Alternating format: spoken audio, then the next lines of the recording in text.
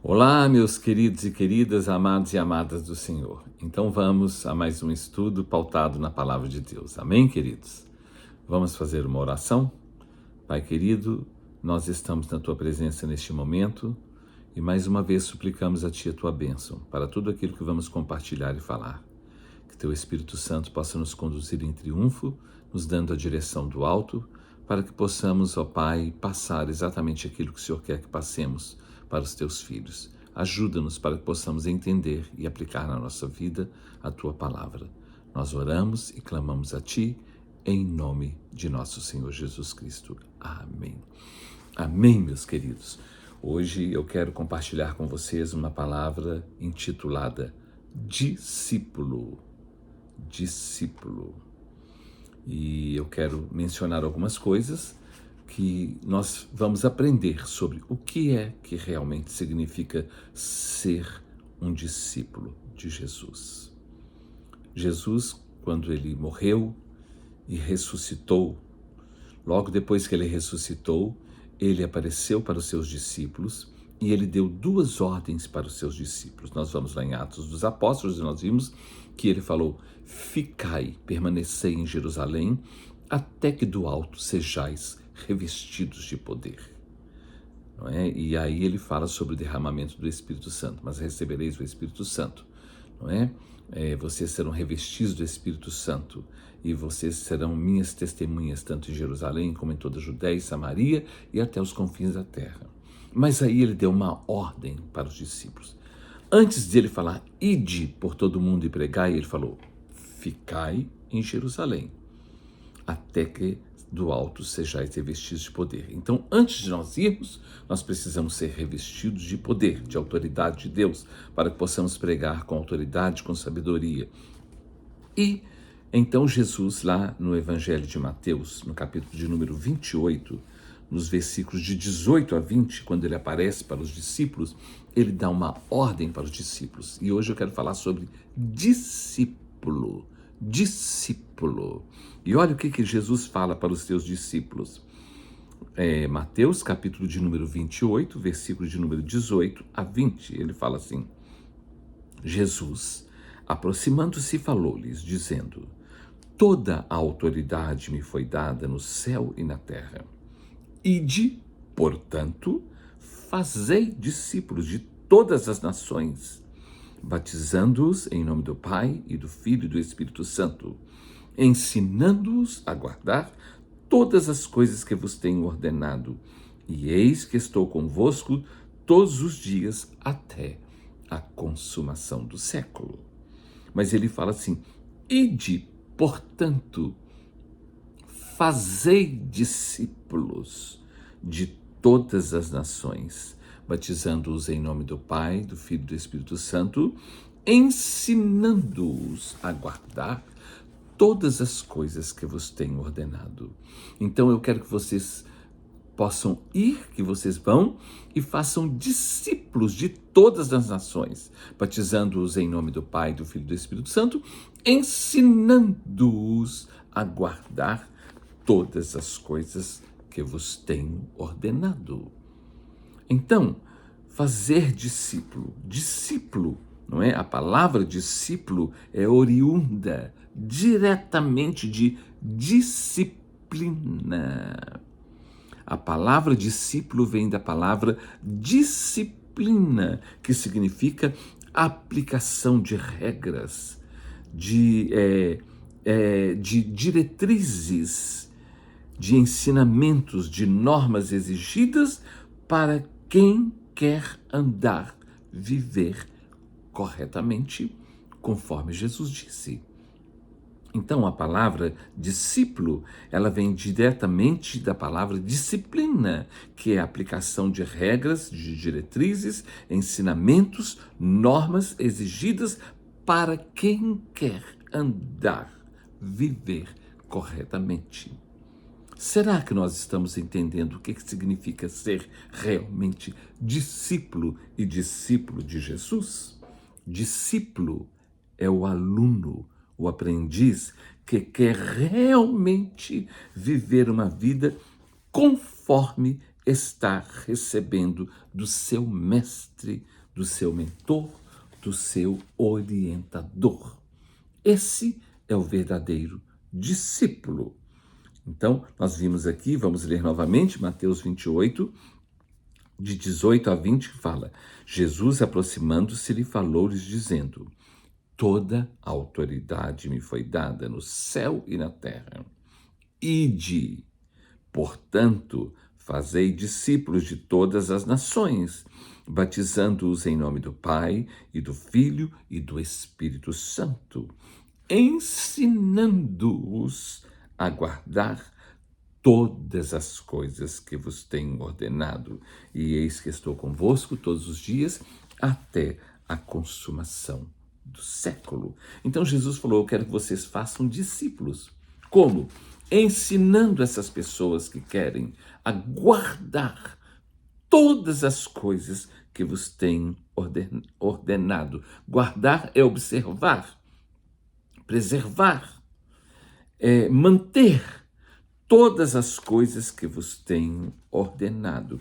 E olha uma coisa interessante que Jesus falou lá no Evangelho de Mateus, no capítulo de número 10, versículo de número 24.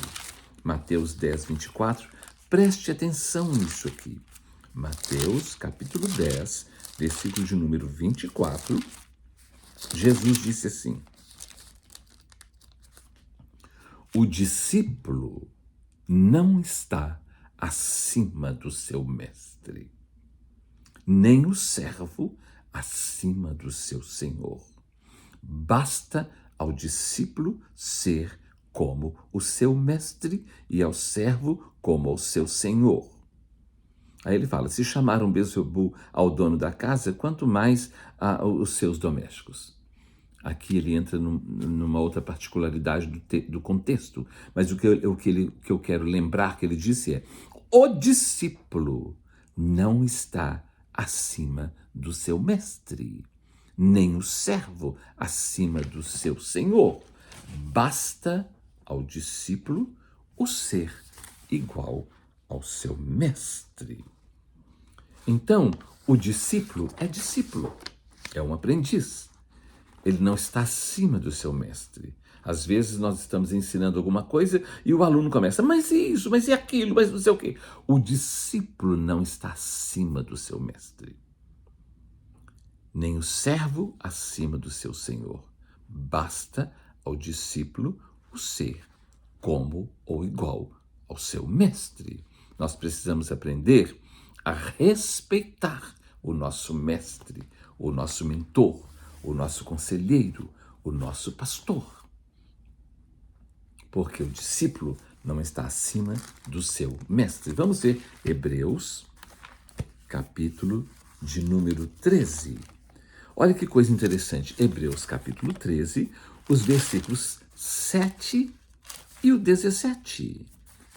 7 e 17 do capítulo 13. O versículo 7 fala assim: lembrai-vos dos vossos guias, os quais vos pregaram a palavra de Deus, e considerando atentamente o fim da sua vida, imitai a fé que tiveram. Imitai a fé que tiveram. Considerai, não é? Considerai, lembrai-vos dos vossos guias, os quais vos pregaram a palavra de Deus, e considerando atentamente. Lembrar e considerar dos vossos guias, dos nossos guias, e imitar a sua fé. Agora o versículo 17. Obedecei os vossos guias, líderes, mestres, e sede submissos para com eles, pois eles velam por vossa alma, como quem deve prestar contas, para que façam isto com alegria e não gemendo, porque isto não aproveita a vós outros. Então, obedecei aos vossos guias sem ficar gemendo, sem ficar sofrendo, sem ficar reclamando, porque eles velam pelas vossas almas. A nossa preocupação é para que você receba o melhor de Deus, para que você seja uma pessoa abençoada, bem-aventurada e vitoriosa em tudo na sua vida. Então, lembrai dos vossos guias, considerai os vossos guias e obedecei aos vossos guias. É o que a palavra de Deus está dizendo para nós. Toda pessoa que não respeita a sua autoridade não se qualifica para o acesso. Toda pessoa que não respeita a sua autoridade, essa pessoa não se qualifica para o acesso. Eu quero que vocês prestem atenção numa passagem muito séria do Antigo Testamento, que se encontra no livro de Números, lá no Antigo Testamento, quando fala de Moisés, Arão, o irmão mais velho de Moisés, e de Miriam, irmã de Moisés. Olhem para vocês verem que coisa séria. Números capítulo 12, eu quero que você preste bastante atenção nisso aqui. Deus tinha separado Moisés como líder, como guia do povo, para que ele direcionasse o povo, para que ele levasse o povo debaixo da direção que Deus estava dando para ele. E aqui no livro de Números, lá no Antigo Testamento, no capítulo 12, de 1 a 16, preste bastante atenção nisso aqui, sobre a questão de liderança, de líder, de ser liderado e de como que nós precisamos nos comportar. Falaram Miriam e Arão contra Moisés. Miriam e Arão eram irmãos de Moisés e eles estavam falando contra Moisés, que era o líder, por causa da mulher cuxita que tomara. Mulher cuxita é porque ele tomou uma mulher de cor, pois tinha tomado a mulher cuxita e eles não gostaram disso. Arão e Miriam não gostaram disso, mas isso não era da conta deles. E Moisés era o líder. E disseram, preste atenção no argumento deles em relação a Moisés. Porventura tem falado o Senhor somente a Moisés? Ou somente por Moisés? Não tem falado também por nós? Será que Deus só usa Moisés e não usa a nossa vida? Será que ele só fala com Moisés, não fala conosco? Será que o Senhor só fala com o pastor Paulo, com o pastor Wagner, pastor Jair, com a pastora Áurea? Só fala com eles e não fala conosco? Sim, Deus fala com todo mundo, mas preste atenção nisso aqui. Cada um tem uma posição e nós precisamos estar no nosso lugar. Vou reler o versículo de número 2. E disseram, porventura tem falado o Senhor somente por Moisés? Não tem falado também por nós? O Senhor ouviu. O Senhor está ouvindo tudo o que nós falamos, todos os nossos comentários, todos os nossos argumentos, o que nós falamos com qualquer pessoa a respeito de qualquer outra pessoa. Era o varão Moisés muito manso, mais do que todos os homens que havia sobre a terra. Logo, o Senhor disse a Moisés e a Arão e a Miriam, vós três, saí à tenda da congregação. O Senhor chamou os três. E saíram eles três. Então o Senhor desceu na coluna de nuvem e se pôs à porta da tenda. Depois chamou a Arão e a Miriam e eles se apresentaram. Então disse, ouvi agora as minhas palavras. Se entre vós há profeta, eu, Senhor, em visão a ele me faço conhecer ou falo com ele em sonhos. Não é assim com o meu servo Moisés, que é fiel em toda a minha casa. Boca a boca, uma outra tradução fala cara a cara, face a face, falo com ele claramente e não por enigmas, pois ele vê da forma, do modo, do jeito, do plano como o Senhor vê. Não é? Vou reler aqui. Boca a boca falo com ele claramente e não por enigmas, pois ele vê a forma do Senhor. Como, pois, não temestes falar contra o meu servo, contra Moisés? nós precisamos tomar muito cuidado com os nossos julgamentos, com os nossos pensamentos, com os nossos argumentos, com os nossos sentimentos a respeito de qualquer pessoa, principalmente a respeito daquela pessoa que Deus colocou na liderança, como líder. E a ira ou a justiça, o juízo do Senhor contra eles se acendeu e retirou-se. A nuvem afastou-se de sobre a tenda, e eis que Miriam achou-se leprosa, branca como a neve. E olhou Arão para Miriam, e eis que estava leprosa. Então disse Arão a Moisés: Ai, meu Senhor, meu Deus, não ponhas, ai, Senhor meu, não ponhas, te rogo, sobre nós este pecado, pois loucamente procedemos e pecamos.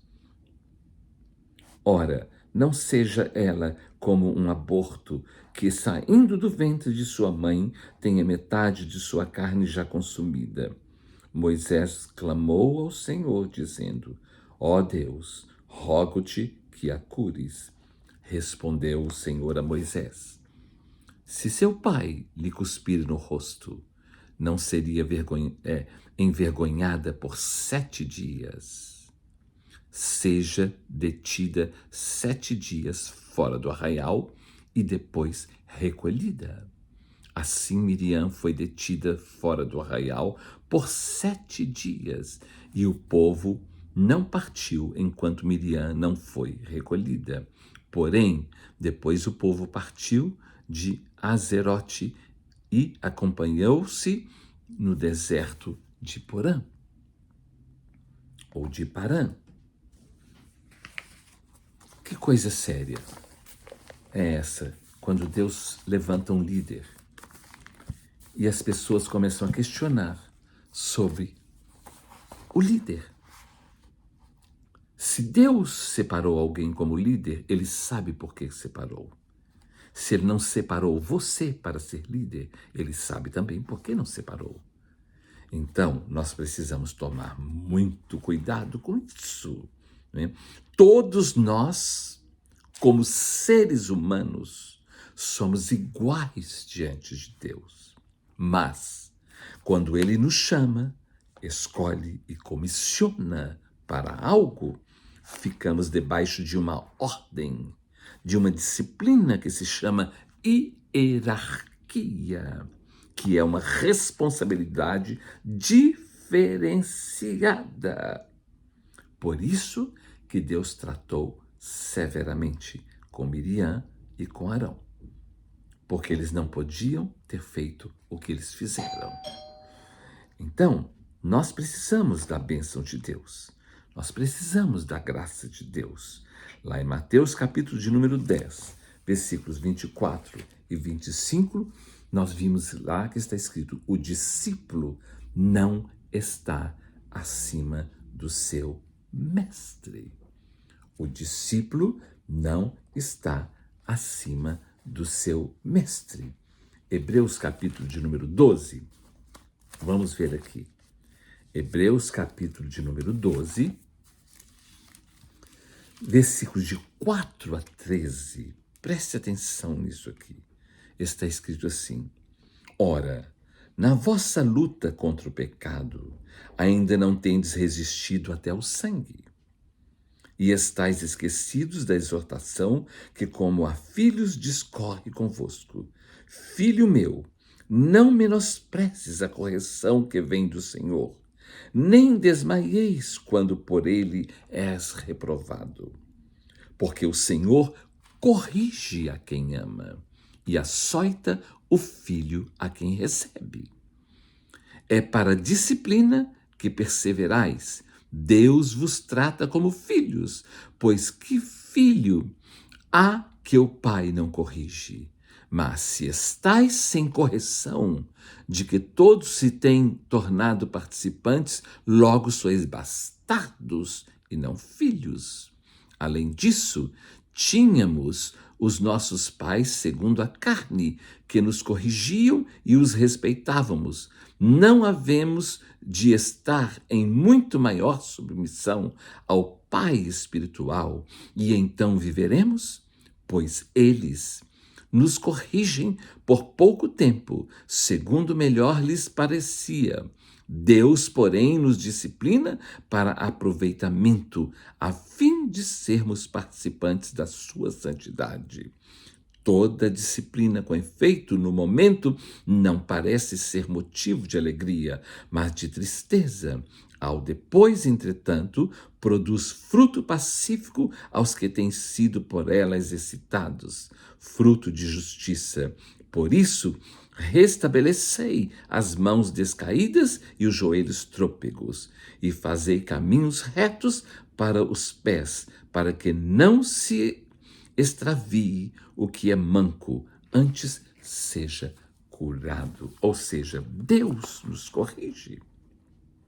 Deus trata conosco se nós precisamos de correção para o nosso bem. Só não é corrigido, só não passa pela disciplina quem é filho bastardo, que não é filho de Deus. Será que nós estamos entendendo isso? Não é? Miriam e Arão, não é? O Senhor não fala, eles falaram, o Senhor não fala somente com ele, com Moisés, o Senhor fala conosco também. E Deus falou, eu falo com vocês também, mas com Moisés é diferente. Com Moisés é diferente. Interessante que quando Deus chamou Abraão, e Abraão acabou tendo o filho Isaque, depois o filho Ismael e depois Isaque, Ismael não era o filho da promessa. Isaac era o filho da promessa, nós vimos isso lá no capítulo 17 de Gênesis. Então Abraão pede para que Deus abençoe Ismael. E Deus fala com Abraão, quanto a Ismael, eu te ouvi. Eu vou abençoá-lo, mas a minha aliança é com Isaac. Então, tem um tratamento diferenciado quando Deus faz uma aliança com você. Quando Deus te chama para ser líder. Ou enquanto você é apenas discípulo. Será que nós estamos entendendo isso? Nós precisamos saber qual é realmente o nosso lugar, aonde é que Deus nos tem colocado, porque nós entramos numa hierarquia, numa responsabilidade diferenciada. Por isso, lá em Mateus 10, 24 a 25, fala, o discípulo não está acima do seu mestre. Basta ao discípulo o ser igual ao seu mestre. Deus não faz acepção de pessoas para salvar, como também não faz acepção de pessoas para exercer juízo.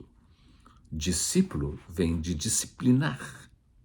Logo, o verdadeiro discípulo é uma pessoa disciplinada e não indisciplinada, insubordinada, desobediente, entregue a si mesma, que faz a sua própria vontade, apoiada no seu próprio entendimento, como está escrito em Provérbios 3, 5. Confia no Senhor de todo o teu coração e não fique apoiado no seu próprio entendimento. Não é? Então, o verdadeiro discípulo é uma pessoa disciplinada e não indisciplinada, insubordinada, desobediente, entregue a si mesma, que faz a sua própria vontade, dizendo que é a vontade de Deus. Não.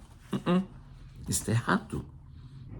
Quem realmente segue o Senhor obedece à orientação do seu líder, do líder que Deus colocou na sua vida. Olha que interessante, Hebreus, capítulo de número 5, falando da pessoa de Jesus. Hebreus, capítulo de número 5, versículos 7 e 8, fala assim. Deixa eu ver aqui. Ele, Jesus, nos dias da sua carne, tendo oferecido com forte clamor e lágrimas, orações e súplicas a quem o podia livrar da morte, e tendo sido ouvido por causa da sua piedade, embora sendo filho, aprendeu a obediência pelas coisas que sofreu. Aprendeu a obediência. Jesus. E nós que dizemos que somos servos de Deus, quantas vezes lutamos porque não queremos obedecer? Queremos fazer do nosso jeito. Não, eu vou fazer do meu jeito. Não, senhora. Não, senhor. Não é do seu jeito. É do jeito que Deus fala. E principalmente fala com o seu líder, com o seu mentor, com o seu mestre, com a pessoa que ele colocou na sua frente, no seu caminho, para te disciplinar, te orientar e te direcionar. As pessoas ficam mudando de igreja porque elas não querem ser disciplinadas. A maioria, infelizmente, a maioria, não estou generalizando, nem dizendo que são todas, mas um grande número de pessoas, porque não querem ser disciplinadas, não querem andar conforme as regras dadas pelo líder, eles ficam fugindo dos seus líderes. Então não param em lugar nenhum. O discípulo caminha conforme a palavra. A palavra é Jesus. Precisamos andar como Jesus andou, viver como Jesus viveu. Isso é ser discípulo. Isso é santificar-se. É quando nós estamos nele, quando nós caminhamos nele, quando nós nos envolvemos nele e ele em nós. Efésios capítulo 4, de 11 a 16. Olha aqui o que é que está escrito. Efésios 4, de 11 a 16, está escrito assim: E ele mesmo concedeu uns para apóstolos, outros para profetas, outros para evangelistas e outros para pastores e mestres, com vistas ao aperfeiçoamento dos santos, para o desempenho de seu serviço, para a edificação do corpo de Cristo, até que todos cheguemos à unidade da fé e do pleno conhecimento do Filho de Deus, à perfeita varonilidade, à medida da estatura da plenitude de Cristo, para que não mais sejamos como meninos agitados de um lado para o outro e levados ao redor por todo o vento de doutrina, pela artimanha dos homens, pela astúcia com que induzem ao erro. Mas seguindo a verdade em amor, cresçamos em tudo naquele que é a cabeça, Cristo, de quem todo o corpo bem ajustado e consolidado pelo auxílio de toda a junta, que segundo a justa cooperação de cada parte, efetua o seu próprio aumento para a edificação de si mesmo em amor. Então Deus coloca cada um no seu lugar para a edificação do corpo de Cristo, mas tem um líder. Tem uma direção, não é de qualquer jeito. Lá em 1 Coríntios, na primeira carta do apóstolo Paulo aos Coríntios, no capítulo de número 14, 1 Coríntios, capítulo de número 14, versículos 33 e 40, olha que coisa, quando ele fala dos dons espirituais, olha o que ele fala. Nós gostamos muito de falar dos dons, mas os dons precisam disso aqui, ó. 1 Coríntios, capítulo de número 14, do 2 Coríntios, perdão. 1 Coríntios, capítulo 14, versículos 33 e 40. O 33 fala assim: porque Deus não é de confusão, e sim de paz, como em todas as igrejas dos santos. Como em todas as igrejas dos santos, Deus não é de confusão, e sim de paz. E o versículo de número 40 fala: tudo, porém, seja feito com decência e ordem. Não é do jeito que eu quero, não é do jeito que eu acho, não é do jeito que eu penso, mas é do jeito que ele diz que precisa ser.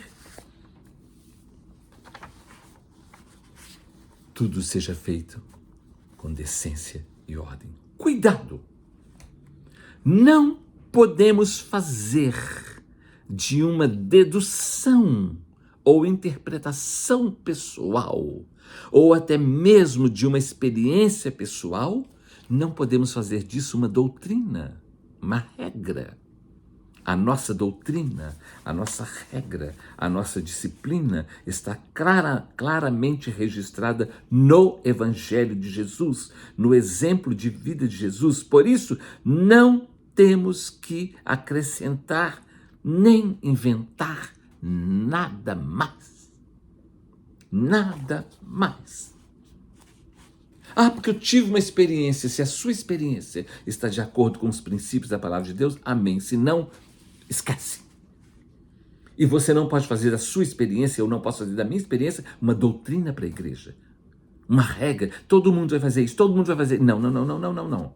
Está errado. A nossa doutrina está revelada no Evangelho e na vida de nosso Senhor Jesus Cristo. E mais nada. E mais nada. Não é? Então, nós vamos ver aqui um texto da palavra de Deus, o apóstolo Paulo escrevendo aos Colossenses, no capítulo de número 2. Olha que coisa séria. Colossenses, capítulo de número 2.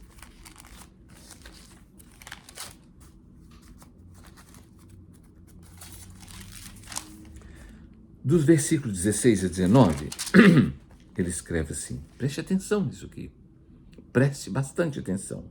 Ninguém, quem está excluído? Ninguém, ninguém.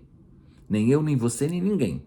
Ninguém, pois, vos julgue por causa de comida e bebida, ou dia de festas, ou de lua nova, ou sábados, porque tudo isso tem sido sombra das coisas que haviam de vir. Porém, o corpo é de Cristo. Ninguém se faça árbitro contra vós outros, pretextando humildade e culto dos anjos, baseando-se em visões, enfatuados sem motivo algum na sua mente carnal, e não retendo a cabeça, da qual todo o corpo suprido e bem vinculado por suas juntas e ligamentos, cresce o crescimento que procede de Deus. Não é? E não de nós, mas de Deus. Olha aqui que coisa interessante. Ninguém vos domine a seu bel prazer, com pretexto de humildade oculta aos anjos, baseando-se em coisas que não viu, em visões, e estando debalde inchados na sua carnal compreensão. Vamos parar de ficar inventando moda e seguindo modismos. Vamos seguir o Evangelho de Jesus. Ficamos impressionados e todos, às vezes, tocados com a bondade, humildade e até choro de algumas pessoas. E não conseguimos enxergar a sua desobediência, insubmissão, indisciplina, que está mascarada por uma falsa humildade e falsa santidade.